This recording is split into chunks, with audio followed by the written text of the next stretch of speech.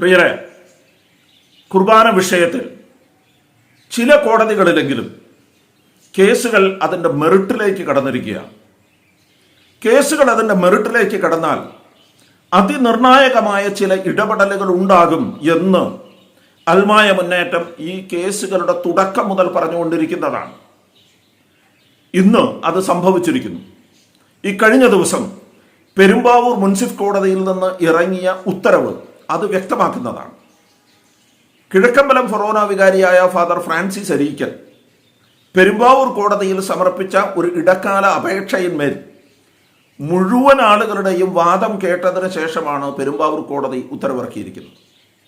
Apostolic administrator, major archbishop, വാദികളായ ഈ MTNS കൽതായ വാദികൾ, അവരുടെ എല്ലാവരുടെയും വാദം കേട്ടതിന് ശേഷം കോടതി പറയുകയാണ്, നിങ്ങൾ സെൻട്രൽ ലിറ്റർജിക്കൽ കമ്മിറ്റി ഇവിടെ ചർച്ച ചെയ്ത് വത്തിക്കാനിലേക്ക് അയച്ച കുർബാന പുസ്തകവും വത്തിക്കാനിൽ നിന്ന് പാസാക്കി തിരിച്ചു വന്ന കുർബാന പുസ്തകവും കോടതിയിൽ ഹാജരാക്കണം. അതിൻ്റെ കാരണം, വത്തിക്കാനിലേക്ക് അയച്ച കുർബാന പുസ്തകത്തിൽ ഇന്ന് ഈ പറയുന്ന 50-50 കുർബാന എന്ന് പറയുന്ന സാധനം ഉണ്ടായിരുന്നില്ല എന്ന ഫാദർ ഫ്രാൻസിസ് അരീക്കലിന്റെ വാദമാണ്. അങ്ങനെ ഒന്ന് അതിലുണ്ടായിരുന്നില്ല.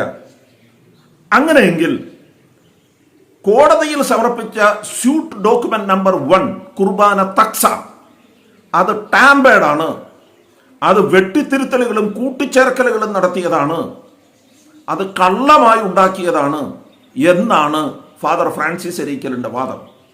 ആ വാദം എതിർവാദികളുടെ മുഴുവൻ വാദങ്ങളും കേട്ട് ശരിയെന്ന് ബോധ്യപ്പെട്ടത് കൊണ്ടാണ് കോടതി അങ്ങനെ ഒരു ഉത്തരവിറക്കിയത്. 2021 ആഗസ്റ്റ് മാസത്തിൽ കൂടിയ സിനഡ് ഈ തീരുമാനമെടുക്കുമ്പോൾ വത്തിക്കാനിൽ നിന്ന് ഇങ്ങോട്ട് അയച്ച ഈ കുർബാന തക്സയിൽ ഇങ്ങനെ ഒരു സാധനം ഉണ്ടായിരുന്നില്ല, അത് കർദിനാൾ ആലഞ്ചേരിയുടെ ദുർവാശി കൊണ്ട്, പിടിവാശി കൊണ്ട് ബോധപൂർവം അതിനകത്ത് എഴുതി ചേർത്തതാണ് എന്ന് അൽമായ മുന്നേറ്റവും വൈദിക സംരക്ഷണ സമിതിയും നാളുകളായി പറഞ്ഞുകൊണ്ടിരിക്കുകയാണ്. അത് ശരിവെക്കുന്ന ഒരു ഉത്തരവാണ് ഇന്ന് കോടതി ഇറക്കിയിരിക്കുന്നത്. ആ ഉത്തരവിനെ ആ നാണയത്തിലാണ് അത് കാണേണ്ടത്. പ്രിയമുള്ളവരെ, അങ്ങനെ ഒരു ഉത്തരവ് പുറത്തു വന്നപ്പോൾ അതിനെതിരെ പിടിച്ചു നിൽക്കാൻ, ഒരു എക്സ്പ്ലനേഷൻ കൊടുക്കാൻ വേണ്ടി ബിഷപ്പ് തോമസ് എലവനാൽ, സെൻട്രൽ ലിറ്റർജിക്കൽ കമ്മിറ്റിയുടെ ചെയർമാനായ ബിഷപ്പ് തോമസ് എലവനാൽ ഇത് ഒരു കുറിപ്പ് പുറത്തിറക്കിയിരിക്കുന്നു. ആ കുറിപ്പാണിത്. ആ കുറിപ്പിൽ പറയുന്നതും ഇത് തന്നെയാണ്. ആ കുറിപ്പിൽ പറയുന്നത് ഒന്ന് ശ്രദ്ധിച്ച് കേൾക്കാം, ഞാൻ വായിക്കാം.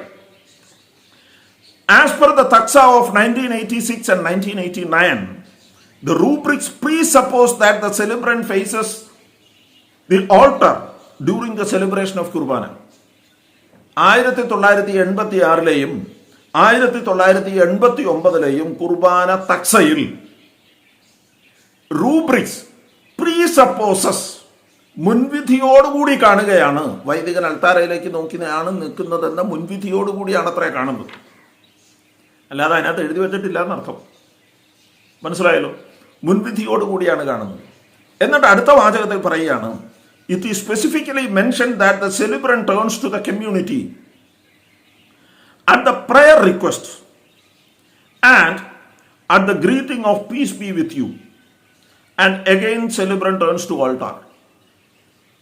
നോക്കൂ, ഇവിടെ ആ കുർബാന പുസ്തകത്തിൽ എഴുതി വച്ചിരിക്കുന്നത് പീസ് ബി വിത്ത് യു, സമാധാനം നിങ്ങളോടുകൂടെ എന്ന് പറയുന്ന സമയത്തും, പ്രയർ റിക്വസ്റ്റ്, നിങ്ങൾ പ്രാർത്ഥിക്കുവിൻ എന്ന് പറയുന്ന സമയത്തും വൈദികൻ ജനങ്ങളെ നോക്കുന്നു എന്ന് എഴുതി വെച്ചിട്ടുണ്ടത്രേ. എന്തുകൊണ്ടാണ് അങ്ങനെ എഴുതി വെച്ചത്? അങ്ങനെ എഴുതി വെക്കാൻ കാരണം, അന്ന് സീറോ മലബാർ സഭയിൽ 3 തരം കുർബാനകൾ നടക്കുന്നുണ്ട്. ഒന്ന് പൂർണ്ണമായി കിഴക്കോട്ട് നോക്കിയുള്ള പൂർണ്ണ കൽതായ കുർബാന. 2 ഈ 50-50 അഡ്ജസ്റ്റ്മെന്റ് കുർബാന. 3 പൂർണ്ണമായി ജനാഭിമുഖ കുർബാന. ഈ 50-50 അഡ്ജസ്റ്റ്മെന്റ് കുർബാനയ്ക്ക് പ്രത്യേകിച്ച് യാതൊരു തിയോളജിയും ദൈവശാസ്ത്രവും ഒന്നും ഇല്ല എന്ന് നമ്മൾ നേരത്തെ പറഞ്ഞതാണ്. ഈ 3 കുർബാനകൾ നടക്കുന്നുണ്ട്.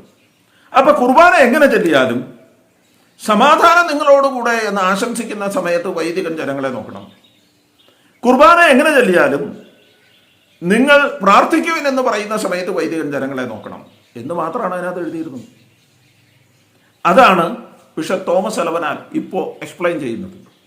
അടുത്ത വാചകത്തിൽ അദ്ദേഹം പറയുകയാണ്, The same rubrics are given in the draft text submitted to the Dicastery of Oriental Churches on 10th July 2020. 2020 July 10 വത്തിക്കാനിലെ ഡിക്കാസ്ട്രി ഓഫ് ഓറിയന്റൽ കോൺഗ്രിഗേഷന് സബ്മിറ്റ് ചെയ്ത കുർബാന പുസ്തകത്തിലും ഇത്ര മാത്രമേ എഴുതിയിരുന്നുള്ളൂ. കാര്യങ്ങൾ വ്യക്തമായല്ലോ. അതായത് ഈ 50-50 കുർബാന എന്ന് പറയുന്ന സാധനം അതിനകത്ത് എഴുതിയിരുന്നില്ല എന്ന് വ്യക്തം. അത് വ്യക്തമാക്കുന്നത് ഞാനല്ല, ബിഷപ്പ് തോമസ് എലവനാലാണ്. അദ്ദേഹത്തിന്റെ കുറിപ്പിലാണ് ഇത് പറഞ്ഞിരിക്കുന്നത്. അടുത്ത വാചകത്തിൽ ഇങ്ങനെ പറയുകയാണ് അദ്ദേഹം, Though in most of the eparchies the liturgy of the word was celebrated facing the people and the anaphora part facing the altar, the rubric of the liturgy of the word facing the people was not given in the taxa submitted to the Rome. നോക്കൂ, വളരെ കൃത്യമായി പറയുകയാണ്, ഈ 50-50 കുർബാനയുടെ ഒരു format ഉണ്ടല്ലോ, liturgy of the word, വചനഭാഗം, കുർബാനയിലെ വചനഭാഗം ജനങ്ങളെ നോക്കിയും കുർബാനയിലെ അനാഫറ കിഴക്കോട്ട് നോക്കിയും പിന്നീട് ഇതിൻ്റെ സമാപനാശീർവാദം ജനങ്ങളെ നോക്കിയും ആയിരിക്കണമെന്ന കാര്യം വത്തിക്കാനിലേക്ക് അയച്ച കുർബാന പുസ്തകത്തിൽ ഉണ്ടായിരുന്നില്ല. ഇത് അദ്ദേഹം വ്യക്തമാക്കുകയാണ്. ഇത് അദ്ദേഹം വ്യക്തമാക്കിയിട്ട് അദ്ദേഹം പറയുന്ന കുറച്ച് എക്സ്പ്ലനേഷൻ ഉണ്ട്. എന്താണെന്നറിയാമോ? അത് നവംബർ 2020 ജൂൺ 2021 വത്തിക്കാനിൽ നിന്ന് കത്ത് വന്നു അത്രേ. ഇനി അങ്ങനെ ഒരു കത്ത് വത്തിക്കാനിൽ നിന്ന് വന്നു എന്ന് തന്നെ ഇരിക്കട്ടെ. അങ്ങനെ വന്നാൽ തന്നെ സിനഡിന് മറ്റുള്ളവർ ആരുമായി ആലോചിക്കാതെ സ്വന്തമായി ഇങ്ങനെ ഒരു തീരുമാനമെടുക്കാൻ അധികാരമുണ്ടോ? സിനഡിന് അങ്ങനെ ഒരു അധികാരമില്ല. സിനഡിന്റെ നിയമങ്ങൾ അങ്ങനെ ഒരു അധികാരം സിനഡിന് നൽകുന്നില്ല. സിനഡ് ചെയ്യേണ്ടത് എന്താണ്? വത്തിക്കാനിൽ നിന്ന് ഇങ്ങനെ ഒരു കത്ത് വന്നിട്ടുണ്ട് എന്ന് പറഞ്ഞത് സെൻട്രൽ ലിറ്റർജിക്കൽ കമ്മിറ്റിക്ക് വീണ്ടും അയക്കണം. സെൻട്രൽ ലിറ്റർജിക്കൽ കമ്മിറ്റി അത് വിവിധ രൂപതകളിൽ ചർച്ച ചെയ്യണം. അത് ചർച്ച ചെയ്തതിന് ശേഷം സെൻട്രൽ ലിറ്റർജിക്കൽ കമ്മിറ്റി ഉണ്ടാക്കുന്ന അവസാന രൂപം അത് സിനഡിന് വീണ്ടും സമർപ്പിക്കണം. അങ്ങനെ സിനഡിന് വീണ്ടും സമർപ്പിച്ചതിന് ശേഷം സിനഡ് അത് പാസാക്കി രണ്ടാമത് വത്തിക്കാനിലേക്ക് അയച്ച് അനുവാദം വാങ്ങി തിരിച്ചു കൊണ്ടുവരണം. അതാണ് നിയമം.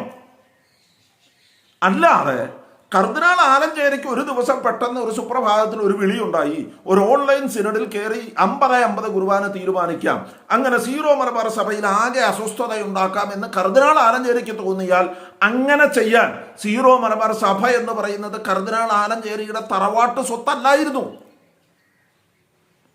അദ്ദേഹം സീറോ മലബാർ സഭയുടെ തറവാട്ട് കാരണവരുമല്ലായിരുന്നു. അദ്ദേഹത്തിന് കൈയേൽപ്പിച്ചു കൊടുത്തിരിക്കുന്ന അധികാരം ഉപയോഗിക്കാൻ അദ്ദേഹത്തിന്റെ മുന്നിൽ ചില നിയമങ്ങളുണ്ട്. ആ നിയമങ്ങൾ പാലിക്കാൻ കർദിനാൾ ആലഞ്ചേരിയും ഈ സീറോ മലബാർ സഭയിലെ മുഴുവൻ ബിഷപ്പുമാരും ബാധ്യസ്ഥരാണ്. തോന്നിവാസത്തിന് താന്തോന്നിത്തം കാണിക്കാൻ സിനഡിനെ ഉപയോഗിക്കുന്നതിന്റെ അനന്തരഫലം സിനഡിലെ ബിഷപ്പുമാർ അനുഭവിക്കാൻ പോകുന്നേയുള്ളൂ. അത് മാത്രമാണ് നിങ്ങളെ ബോധിപ്പിക്കാനുള്ളത്. കാത്തിരുന്ന് കാണാം. എല്ലാ കോടതികളും 2021 സിനഡിന്റെ തീരുമാനം അസാധുവാക്കുന്ന കാലം വിദൂരമല്ല. അൽമായ മുന്നേറ്റം ഇന്നുവരെ സത്യമല്ലാതെ മറ്റൊന്നും പറഞ്ഞിട്ടില്ല. ആ സത്യത്തിനു വേണ്ടി നിലപാടെടുക്കുകയും ഉറച്ചു നിൽക്കുകയും ചെയ്യും. സത്യം ജയിക്കുന്ന ഒരു കാലം വിദൂരമല്ല എന്ന് മാത്രം നമ്മൾ തിരിച്ചറിയണം. സത്യത്തിനു വേണ്ടി വീണ്ടും നിലനിൽക്കാം. നന്ദി.